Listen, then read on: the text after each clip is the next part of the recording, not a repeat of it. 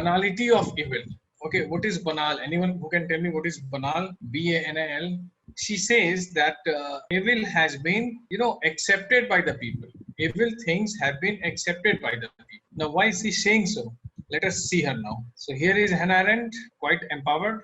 What not treat as one? I did not understand your question, Krishna. Treat his as one. What does that mean? Someone who is against a particular ideology. How will you choose him to be one? How will you choose him as communist? You yourself are saying that he was against communist. So if you oppose communist, do you become communist? What sort of logic is this? Quite weird. Why are you saying so? You yourself said that Hitler was against communist. Yes, 100% true. Now you are saying that why are we not accepting me as communist? Of course, the treatment was brutal, but treatment can be brutal irrespective of ideology. Let us go to political ideologies. Yes, he was pro-capitalist. To a certain extent, he was pro-capitalist, but completely anti-communist. Just because both were engaged into killings, you cannot say they were one. So that's Hannah Arendt on your screen. Let us start now. So let us start one by one with all her theories. She's slightly complicated, but I have tried to make her very easy. You can ask your problems, not to worry about that. One of the most influential political philosophers of the 20th century, born into a German Jewish family. Yeah, so German Jewish in the decades of 1920s and 30s was itself a threat to existence because Hitler was coming, Hitler was ascending, and he was against the Jews, as I told you. And she lived in Paris for next 8 years. She had to escape. Almost all the Jews had to escape or they were killed, working for a number of Jewish refugee organizations. So she was engaged into all these Jewish organizations, some philanthropical work. In 1941, she immigrated to the US and soon became part of a lively intellectual circle in New York. Okay, in US still now they don't have such, but in these years they used to have all these intellectual circles in universities, in colleges, in think tanks. Still they have, but now people are more into doing things than discussing. So she held a number of academic positions at various American universities until her death in 1975. The Origin of Totalitarianism. This was the book that was published in 1951, was a study of Nazi and Stalinist regime. Now, this is where she is different. How? Because she would unabashedly trace totalitarianism in both Nazism and Stalinism. Okay, Nazi is far right. You understand what is far right? Nazi is far right, far to the right of the center. Stalin is far left, but both can be totalitarian. Totalitarian, autocratic. Totalitarian means autocratic dictatorship. Yeah, far right would convert into extreme nationalism. Hitler is totally far right, right? Far right would mean extreme nationalism. It also translates into chauvinism, which means my own country, right? Now everyone understood what is far right? Vishnu, is it all right now? Modi is nowhere close to far right. He is nowhere close to far right. Did he ever say my own country right or wrong? He says whatever wrong is, I'll try to rectify it. A far right would say, jaise bhi hai, that is best. There is hardly any far right in India. And if they are at all, they are not into main political discourse. Okay. No one says my own country right or wrong. There are suitable mechanisms to correct your wrongs. If your country is on a wrong path, there is a judiciary, there is so many mechanisms, opposition, press, everything is here. Far right would say whatever the government says, however it says is correct. That is not here in India. Not a practicable version in India. Okay, all right. This first slide, any problem to anyone? Now he says that she has analyzed the fascist regime of Germany and communist regime of the Soviet Union. So it is believed that far right turns into fascism. Okay, it is often alleged. See, you want me to give you traits of right and left, or we have done this? I think we have done this. We still have to study ideologies, so better wait for that. See, far right will again talk about extreme nationalism, chauvinism, my own country, right or wrong, and would go on to the length to justify anything, any immoral, unethical behavior in the name of country. Left does not believe in nationalism. Left would say nationalism is a bourgeois concept, capitalist concept. Far right again would take pride in conservatism and cultural nationalism. Okay, so these are the traits of far right. Far right is very much pro-business and anti-socialist policies. These are the traits. Now we'll see them in detail during ideologies classes. So Arendt has analyzed the fascist regime of Germany and communist regime of Soviet Union. She was concerned how the classes could be mass mobilized and convinced by such oppressive regimes. See, of course, what happened was that here she is making a little mistake. Why? Because, but then fascists never won any elections. I told you, Hitler or Mussolini were not democratic. They did not assumed office after winning the elections. Similarly, communist regime, most of them are a result of revolution, like the Bolshevik Revolution in USSR 1917, the Cultural Revolution in China, Mao Zedong 1949. So they ride on a wave. Revolution is like a wave. Everyone is swept by that wave and everyone supports it, right? But after that, when she's saying that how the classes could be mass mobilized, okay, mass mobilized and convinced, because there is heavy propaganda at work. There is heavy propaganda at work to convince or rather confuse the masses, both by the communist and by the fascist. That's why people at times are supportive, but most of them are scared that if they say anything, they will be killed. Nazi Germany emphasized on ideologies. What were the ideologies? These ideologies. Now let us explain them one by one. Supremacy of nationalism. Hitler came on this. How many of you know the reason for it? Why there was a wave of nationalism in Germany which made Hitler assume the power? How many of you know about it? Actually, the Treaty of Versailles. Now, for those who don't know, I'll just brief it. After First War, there was a Treaty of Versailles. And according to that Treaty of Versailles, Versailles is a suburb near Paris. Yes, after First World War. It's a kind of small town near Paris. So there was this treaty where Germany was held responsible for the First World War. Germany was to pay a heavy war indemnity, a fine. Her entire colonies were taken, her coal mines were taken, her air force was reduced. Germany was not to have naval power or air force and could only have 1 lakh standing army. Okay, heavy sanctions were imposed. So the ultimate humiliation that was meted to Germany after First World War gave rise to nationalism in Germany because people were feeling very insulted, right? Because they were humiliated in the war and more than war. See, in war you win or you lose, you fight, but in the treaty they were like humiliated. Yeah, that is Great Depression story. That's not here. That's 1929 that you are talking about. I'm talking about 1919. 10 years prior to what you are saying, Vishnu. So these factors led to the emergence of nationalism. Okay, of course, economic crisis was again a reason. Okay, that is what Hannah would say, that tough times, desperate times, uncertain times, instability, they give rise to fascists. Had Germany been normal, Hitler would not have been possible to mobilize the masses. First thing, insult in Treaty of Versailles. Second thing which you said, first thing happened after 1919, First World War. Second thing happened by 1929 when the Great Depression started showing its effect on US and almost all countries of Western Europe. Germany was amongst it. So people were unemployed. People did not have any fortune what they did not have means to do anything. So here Hitler gives hope to Germans. So supremacy of nationalism. Now is it all right? The new kid, are you understanding? So you will come across things which you might have not heard before. Not to worry, we'll do everything.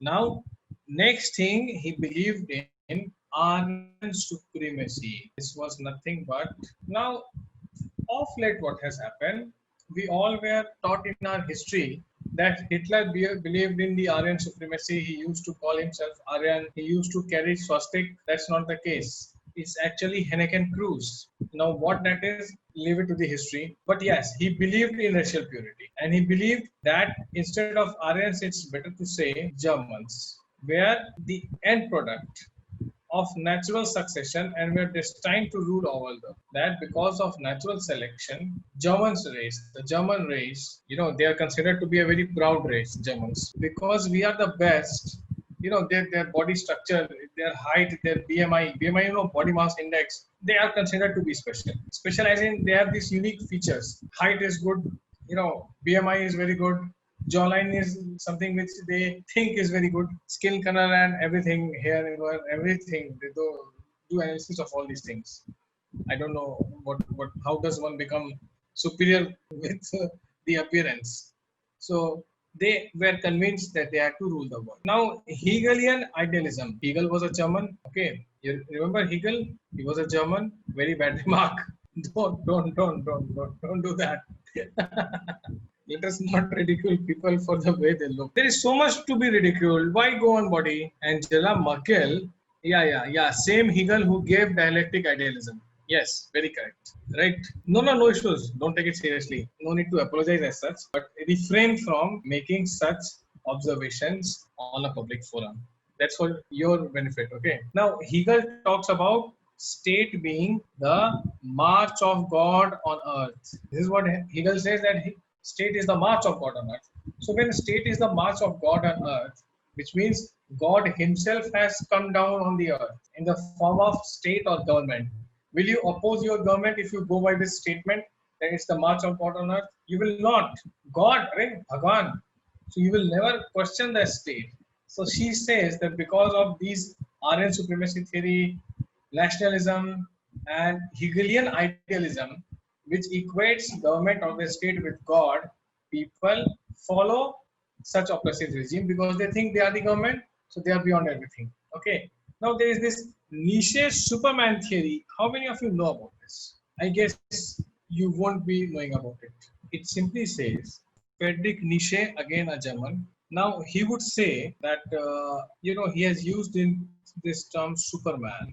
Now all of us, in fact, most of us believe in the organic evolution, right? Men developed from apes, from Homo erectus to Homo sapiens to the current form. It's a result of organic evolution. Now, Nietzsche's Superman, this Superman of Nietzsche will not be a result of evolution. Then what he would be?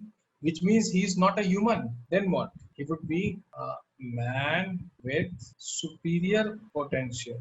He will be amongst us, not someone who will evolve. Maybe after 100 years, mankind would evolve. Okay. Like we have evolved from 10,000 BC onwards. He's saying, no, nothing like that. He will be amongst us, but he'll be having some superior kind of potential within him. And also, he would not be, he talks about herd, you understand? Jhund in Hindi, he has used this term that most of the Christians follow herd morality. What the group is saying is correct. In India, it translates into the fact, beta engineering कर लो बहुत scope है, herd mentality, right? So we all know that engineering में अब सिर्फ scope है. Don't get annoyed, okay?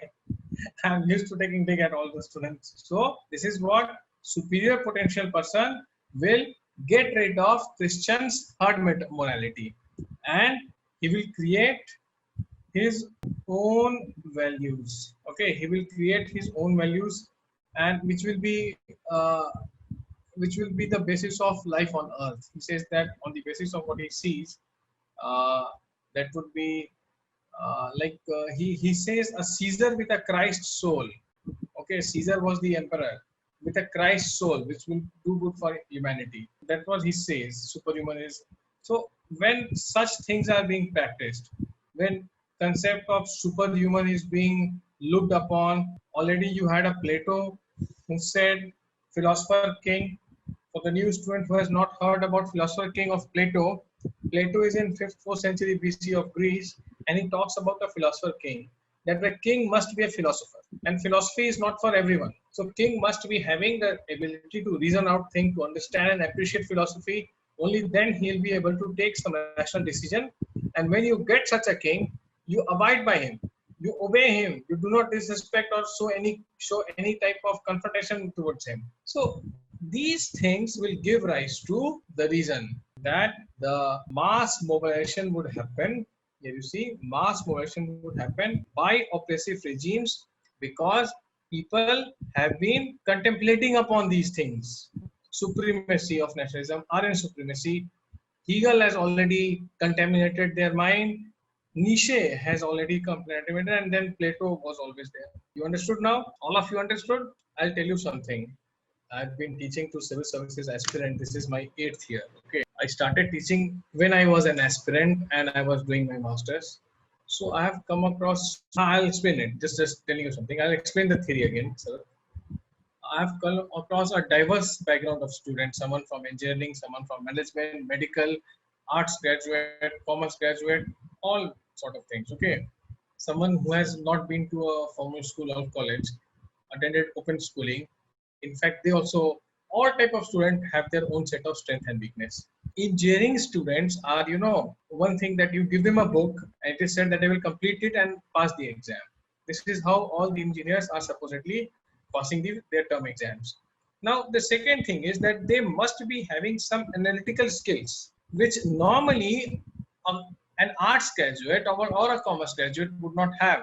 They must be capable of analyzing things. You know what is analysis? Analysis is I tell you something on this slide, and you can interpret it. You can interpret all the meanings of it. This is analysis.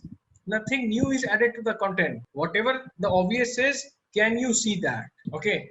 And most of the engineers have a problem in writing the main answer because they are not used to writing subjective answers in their engineering exams. But trust me, it's actually a blessing for if you are preparing for UPSC exam, because these arts students are used to writing pages. They can write scriptures, okay, but that's not what you have to do here.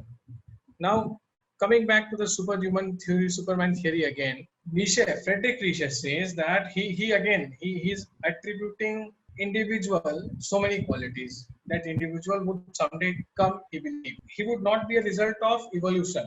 See, all of us are a product of evolution. What Charles Darwin said, from Homo erectus to Homo sapiens to current form, man has evolved from apes and monkeys. We all know that, right?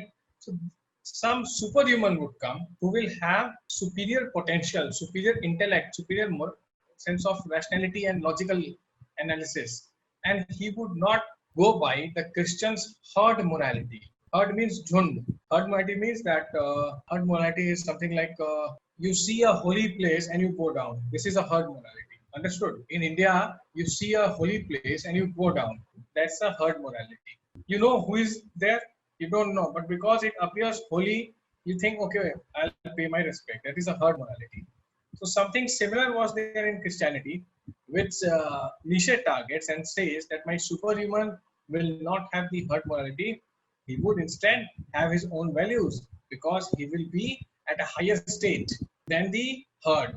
Now, when such a person comes, you do not question him, you follow him blindly. Like you follow Plato's philosopher king, because the king, you all know how Plato's philosopher king would be selected. Do you remember that process? I wonder if you do. After the age of 50, remember I made a flowchart? Yaad baat hai. Sarath, do you? So when with such finesse a philosopher king emerges, you are supposed to follow, not question him. So Hannah Arendt is saying, because yes, good. Yes, Kalki is not within us. Kalki Avatar, according to Bhavishya Puran, he would transcend from the heavens itself. Do you know this? He will not be amongst us. It's not like one fine day any human will transform into Kalki, right? So he's saying that Nietzsche is saying someone amongst us will have that superior intellect. Arendt is saying these sort of thinkers have made people go blindly follow Hitler, Mussolini, Lenin and Stalin. Nietzsche, Plato, Hegel, and of course nationalism, supremacy, racial supremacy. Any question here? I guess not. Can I move this? I should move this now, this slide. Now she continues. No, it's not like Germans always believed, but yes, for that brief moment when Germany was reeling under economic pressure, Germany was humiliated in First World War and the treaty that happened post First World War. Okay, communism was also coming to Germany. Then people believed that here comes a man, that's superhuman. Got it? Some people believe, not all. Else he would have won the elections. Now, what else he say? She says she distinguishes between totalitarian and autocratic regimes. Now, this we should kind of write a little. Autocratic regimes aim at capturing political power and sniffing out in any opposition. Okay, what is she saying? That they believe in kind of sniffing out in any opposition. Totalitarian regimes, apart from controlling the entire state apparatus, seek to control all aspects of citizen life, public as well as private. How many of you understood the difference here? Please let me know, else I'll explain it in details. Sniffling out. See, she's saying that autocratic regimes, sniffle out means, make noise. If there is an opposition, they will make noise, which means they will try to arrest. Totalitarian ones are more brutal than autocratic regimes. How? Because they will seem to, apart from controlling the entire state apparatus, they seek to control all aspects of citizens' life, public as well as private. Got it? Yes, totalitarian is more like micromanagement. You have managed kind of all types of discourses, all types of narration, every other kind of individual who can actually have a different view. That's what she's saying, that they are very unparalleled level of commitment they have. Yes, North Korea can be one, but then if it gets an opposition, how they behave, that remains to be seen. We don't know whether they sniffle out or they. Syria before Assad. Okay, yes, that can be, I guess. But then these are very short examples. They lasted for very short terms. In order to categorize them completely into her category of autocratic and totalitarian, they should have been into power for some more time, I guess so. So let's not give such kind of, these kind of attributes right now itself to these regimes. That would be, if it's wrong, then your marks will be deducted. So better refrain from doing that. So on the onset, both of them sound similar, autocratic and totalitarian. However, when you go into the more deep analysis, then here is what the difference is according to Hannah Arendt. The political, social, and economic activities of all citizens are. See, there is no such. I'm telling you, there is no such kind of totalitarian would be a Nazi Germany, right? A totalitarian would be a Stalinist Russia, and maybe, again I'm saying maybe, because it's already happening, maybe Mao's China, we can call it an autocratic regime, because large section of Chinese are criticizing Mao Zedong. You know this, despite knowing the fact that they will be booked. So only time will tell whether it performs like an autocratic regime. It has failed to perform like a totalitarian. If they were totalitarian, no one would have dared to utter anything against them. Despite all the brutalities committed by the communist China, still from Tiananmen Square to the current ongoing corona pandemic, people have posted on social media in China, fully being aware of the fact that they will be traced and punished, and it's already happening. They are criticizing Xi Jinping. It's not for no reason that this Galwan Valley face-off has happened. She is having a tough time in China right now. Sam, is it all right? I hope I sent you my video on my YouTube channel about it. There was a discussion I did with a fellow. If you have not seen that, please see that. Did you watch that video? Please see that. It will help you a lot. Then please see that channel. My name is there. Do not see other things where I can be found. I am there for some other channels also, but that's not useful for you, for your exam. Okay. So do not watch those things which I speak on other channels, but for what I speak on my channel for the UPSC aspirants. Now, the political, social, and economic activities of all the citizens are to be directed towards the achievement of goals which has set by the state. Normal have the right to question this goal or purpose, propose an alternative goal. So she says that the manner in which these totalitarian regimes behave, very typical of them. How do they behave? You see, they capture the entire, your imagination, political, social, economic activities. They are directed towards the achievement of goals which has been set by the state, because country is supposed to attain a growing GDP of so and so, maybe 10% or 12%.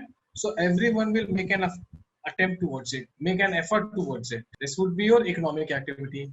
Political, you will praise Karl Marx, you will praise the communists, you will worship kind of be fully faithful towards them. That is your political. Social, as Marx said, that religion is the opium, you will be an atheist. Godless, communists are godless. So this is what the life of the individual in a totalitarian regime becomes. Now, same thing for Hitler. What would Hitler say? That I have to achieve, kind of, he gave such figures, I'm unable to recall now. I have to achieve this. I have to manufacture these things here. I'll not be dependent on England and France, their enemies. So he accelerated the economic growth and development. So everyone was working. Social, all of you must be praising your country, far right. Germany must get the glory. Germany is the best. The Aryans are best. The Germans are best race. Political, Nazi party will do that. No other party would survive. So normally what would happen that people can be questioned. Political parties can be questioned and an alternative goal can be proposed, which is absent in totalitarian regime. Like this communist Russia used the Marxian principle on control over the means of production to perpetuate totalitarian control. I hope you got this illustration. All of you understood it. Did you? I can move this now. Now, what happens there?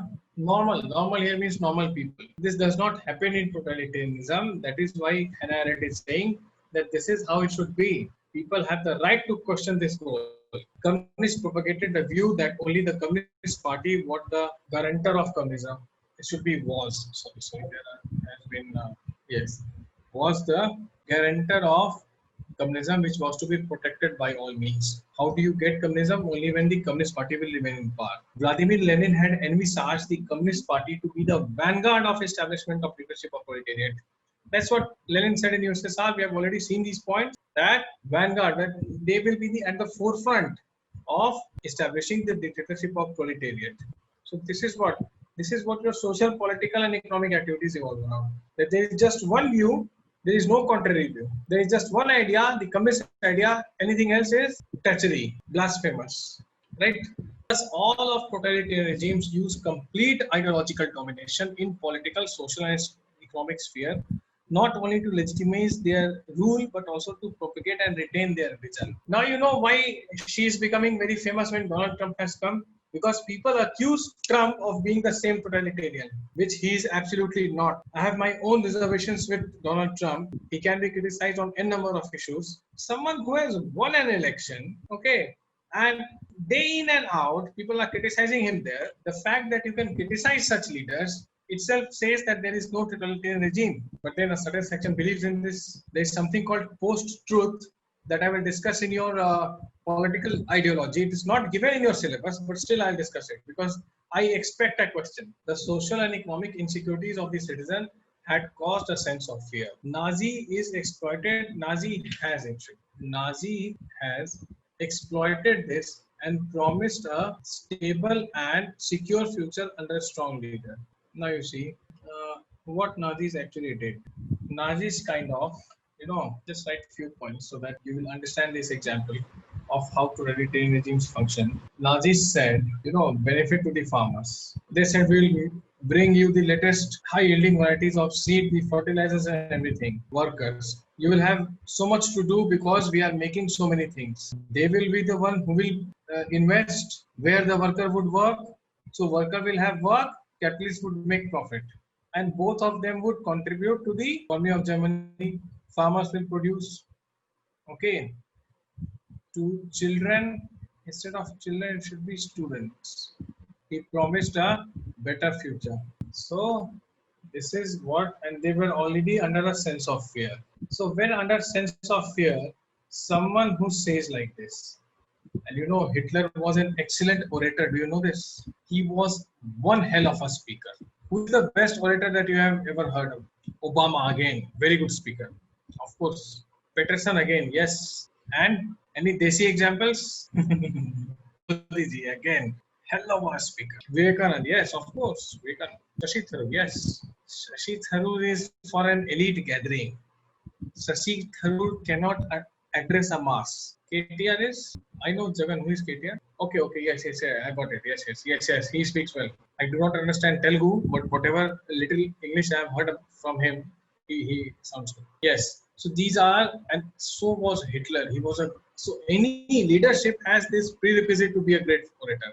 So when such a great orator articulates his vision on these things which I just wrote, and when you are having a crisis, Tejasvi Surya, yes, till now he has sounded good, but a long way to go. A long way to. But yeah, until now he has sounded good. Gandhiji, I don't think he did not make speech. He did things. He was more of a doer than a orator. Uh, Compared to him, Ambedkar and Nehru were better orators. Again, a personal opinion. So, what happens under certain sense of fear, this sense of fear, when someone promises you these things, okay, these things, then you are supposed to be with the person. You tend to follow that person, and this gives like, see, Hannah is very clear that desperate times, when people are living into fear, when people are unsure about their future, when they are unsure about their very survival, it is during these times that totalitarian regimes emerge because they encash on the fear of the people. Did you all understand? Please let me know. The aim of totalitarian education has never been to instill convictions, but to destroy the capacity to form any. Yes, if a party instills such fear during COVID, they can have a chance, but then that party needs to beat COVID for that. How can anyone do that right now? People are still experimenting. People are kind of living with the limitations and precautions. If someone says that I'll end COVID, is that possible? And it's a pandemic. Every country is affected. We are talking about an indigenous type of crisis, which has affected a few countries or maybe one country. Okay. No, that would not be possible. False promise after the crisis is people understand economic activity has been slowed down, all the figures are dipping. How can anyone make false promises? In fact, leaders are being realistic. They are saying that yes, these are tough times, but we'll come out of it through collective efforts. So now coming to it, Hannah, what Hannah is saying, let us not overanalyze. The aim of totalitarian education has never been to instill conviction, which the totalitarian regimes actually convey, that we will make you more convinced. We will give you courage of conviction. They say that they want to destroy the capacity to form any type of conviction, so that you do not challenge the government. You cannot confront the government. You need to have some conviction of your own, maybe right or maybe wrong, to confront the government. But she says that they will destroy your conviction instead of instilling the one in you. This is her observation. They emerge when there is instability, which I have been saying for all this while. Hence, trouble phases have to be carefully watched. I'll tell you something. Modi ji gave a speech in UN in his first term as PM, and I'm unable to recall the year. Every year, the Prime Minister goes, all the head of the states go and they make a speech on that podium, that hallowed podium of United Nations. And he said that now that US and NATO are withdrawing from Afghanistan, it is time for all of us to be more careful about Afghanistan. Because as long as NATO was there, we were like, okay, they are there, they will take care. Now that they are going, the trouble might increase. Okay, instability can increase, and that may bring back the Taliban. Same thing is she's saying. Second point, you understand the similarity between two different personalities in different era belonging to different school of thoughts, right? Yes or no? That during troubled times, more difficult things can come out if people are not watchful of it. So he said this, I clearly remember, that the world has to be more careful about Afghanistan now, else it's a perfect breeding ground for the re-emergence, the rejuvenation of Taliban. And it actually has happened to a large extent, right? Because West was convinced that now we have destroyed them, Mullah Omar is gone, Osama is gone. No, they have this uncanny ability. Have you heard about the phoenix bird? Yes, you must have seen that in Harry Potter. It can re-emerge from our ashes. This is with the terrorist, any form of terrorist, right? Yes, more like Hydra. She blames Rousseau. Now again, Nietzsche is wrong, Plato is wrong, Hegel is wrong, Hitler is wrong, hey, Rousseau is also wrong. Why? Because he talked about general will. How many of you remember Rousseau's general will?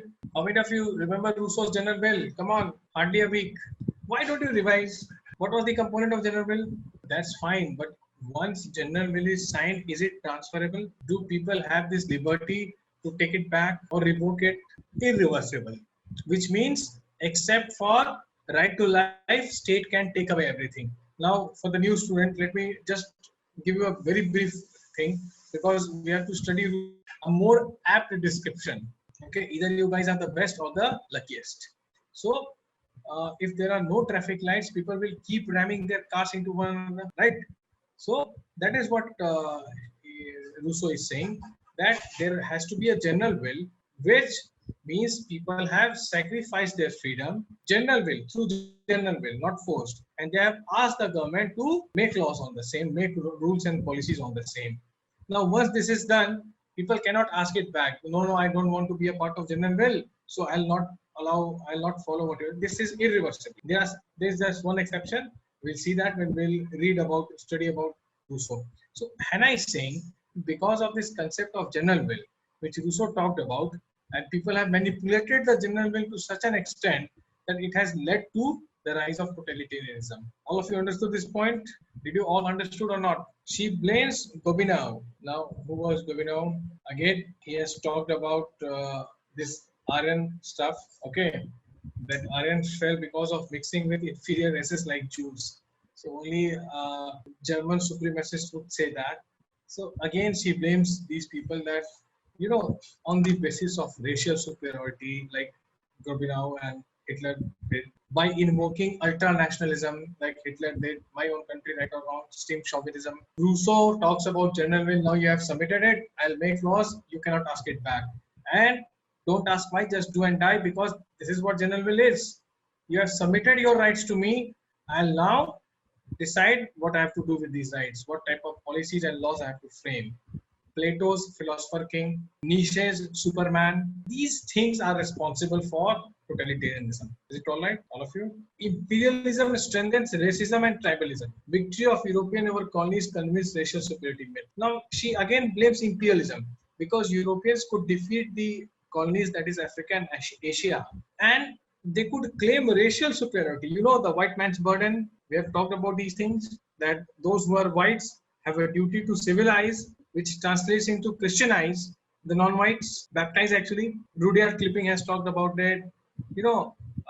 President Mackenzie of US has talked about this, that whites have a special racial superiority they had. So again, and because they succeeded, see, they did not succeed because they were racially superior at all, because they had exposure to Renaissance Industrial Revolution. Africans and Asians did not have that. I told you, when they were making steam engine, we were making Taj Mahal. Remember that? So Europeans won not because they were racially superior, but scientifically and technically superior, culturally superior in 16th century. The product of Renaissance, Enlightenment. Now again, these are big topics, but you know what these are. Briefly, you have an idea. If not in details, you have the idea, right? Now, so she is also blaming the imperial policies. Imperialism succeeded and people started perpetuating the myth of racial superiority. So how many things she has blamed? Please give me a count. How many things she has blamed? Right from Hitler's nationalism? Come on, count it. Right. Some of you please write 1 or 2 points. That totalitarianism is the result. Sam, no, totalitarianism is the result.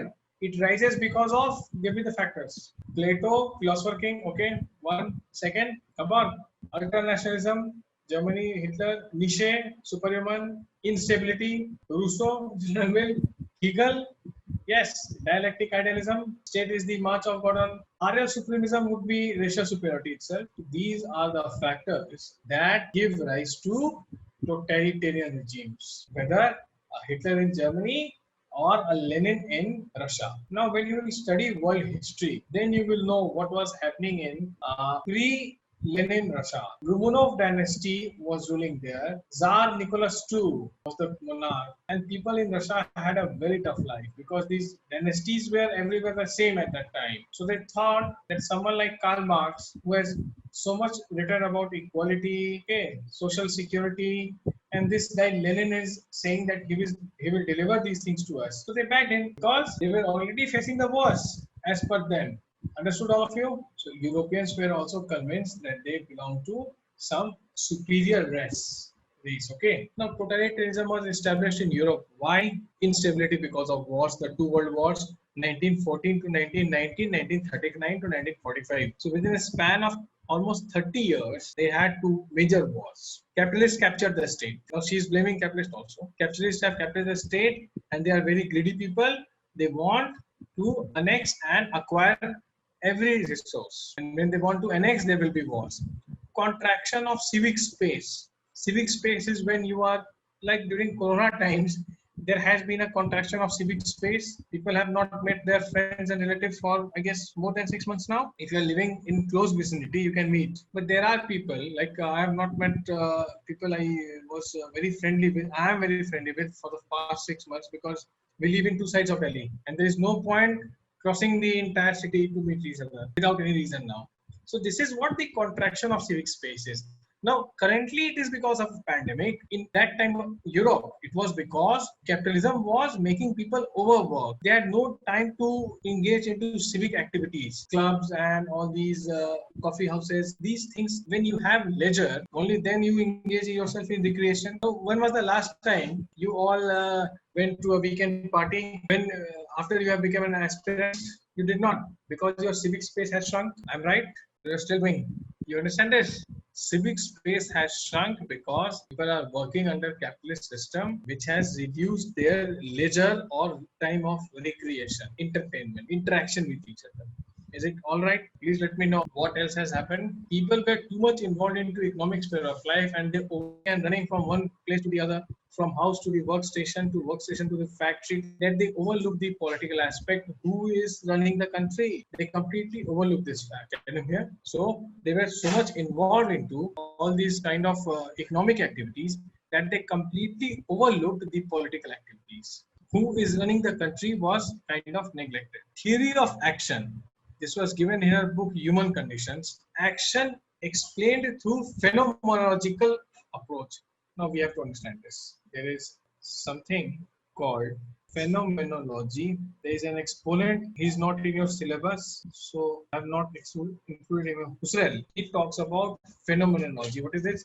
The study of appearance rather than reality, and it's understanding things through experience as they are lived rather than objective reality, which means one can claim that this is real, but on the ground something else is happening. So that is lived reality, which you are seeing unfold in front of you, unfolding in front of you. So if someone says that Marxism would bring socio-economic equality, and then what you see in Marxist countries, brutal repression. So that is what phenomenology will focus on. Appearance, what is appearing in front of me is real, not what I have been told in theory, right? So she has written this book, Theory of Action, and then she has explained the phenomenological approach that people usually tend to form opinion on the basis of what they are witnessing around them. Phenomenology is the analysis and study of appearances rather than reality.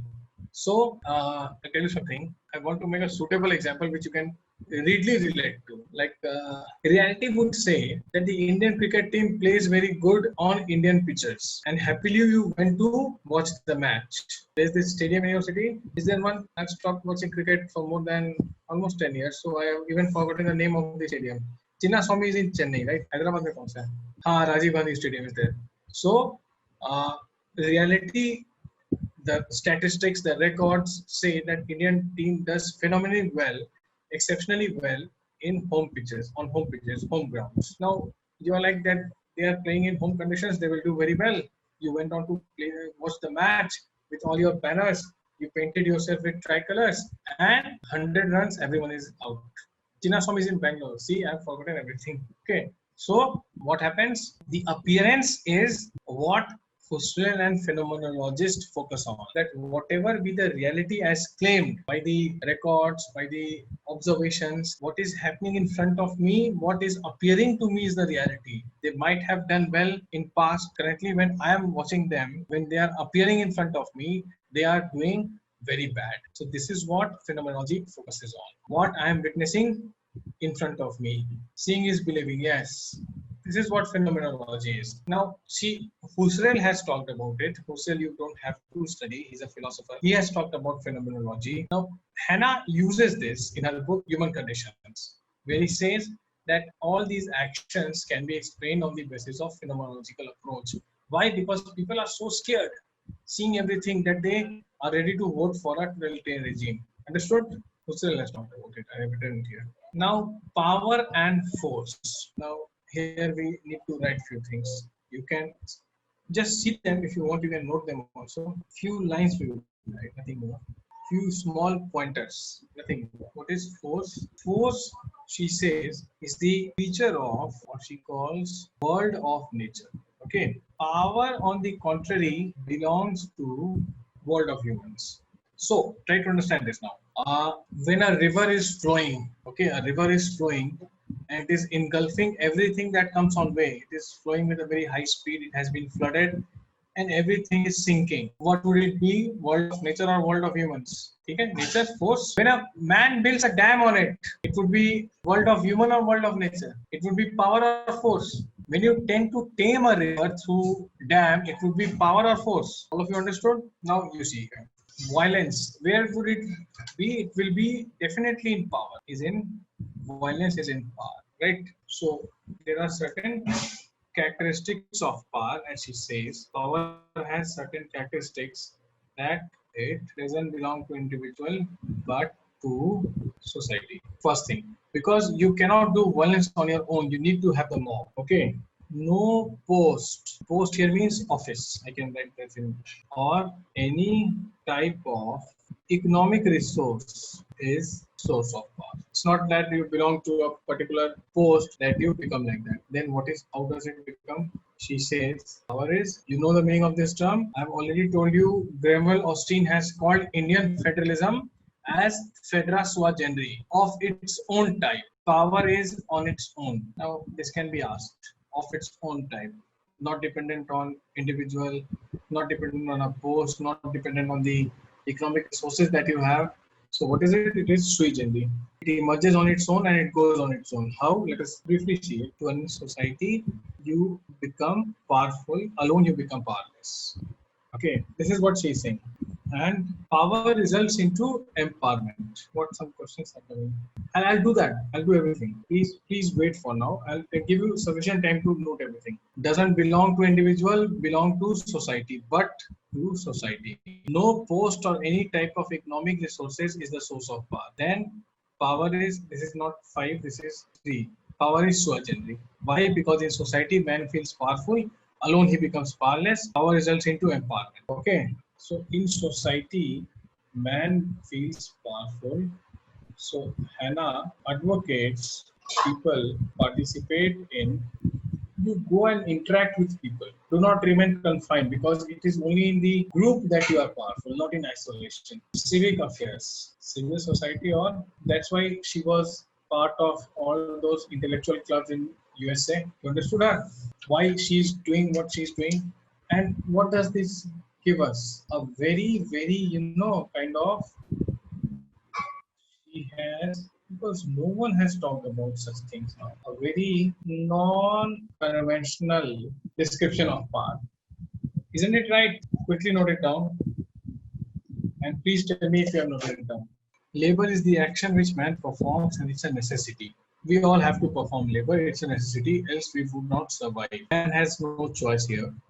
Work includes other actions like economic actions, and this differentiates man and animal. Okay, this is what differentiates man and animal, that man can have, man works. Labor is like you climb on a tree, eat the fruit, and you are not hungry. This even an animal can do, right? Or you catch a fish if you are a non-vegetarian, cook it. This even animals can do. Work, that's not work, that's labor. Man has no choice, it's a necessity when you do labor. Work is when you do something which has an economic remuneration attached to it. Animals don't do that, humans do that. That is what differentiates it, us from the animals. Action is what human performs, like political action. If we perform all action but ignore civil sphere, then we are not living as humans. So she's saying that please perform political actions like you perform economic actions, and it distinguishes you from an animal. But if you want to be a good human being, then you must be having some political functions to perform, or at least engage into those discussions. Okay. She established superiority of political action. Yes, you need to engage and discuss, go into policy making, give your views, take the other views, agree, disagree, keep on contemplating, keep on interacting. Power is sui generis. This I have explained. I have written it, explained in class. Okay, question here. Two more people are gone. Where is everyone going? Are also people appearing for the prelims on 4th of October? This one is all right. This is one thing that is left, and let us do it this tomorrow. Let us do this tomorrow because this will require at least 10 to 15 minutes. I'm slightly on the wrong side of time today, as I would have explained you. In next class, we'll start the Indian political thinkers because we have completed a WPT. And one day I'll discuss all the questions of WPT. One day, maybe on any weekday or weekend that we'll decide, I'll discuss all the questions that have been asked in your main exam on Western political thinkers. This last topic will take me 10 minutes, which I shall finish in the next class. And I'll move to the Indian political thoughts, the Dharma Shastra and Dharma Sutras, the Dharma Shastras and Dharma Sutras. Not this is the criticism, the penalty of evil. From here we will derive her criticism. Okay, we shall see in the next class. So Indian political thought again is very interesting, thought-provoking, and it's actually good to discuss. When you engage into the what a Manusmriti is, what the Puranas have saying, what Yajna Valakya Smriti is saying on laws. Smritis are law books. Okay.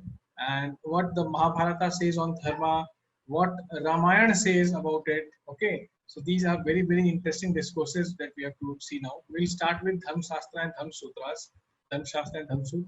Then we move to Arthashastra, and there you will study about Chanakya. So many interesting things are lined up. Probably next week we'll take them from Monday, and this one topic is left, which I said. Okay, then take good care, study hard, revise. Any questions? Ping me on Telegram.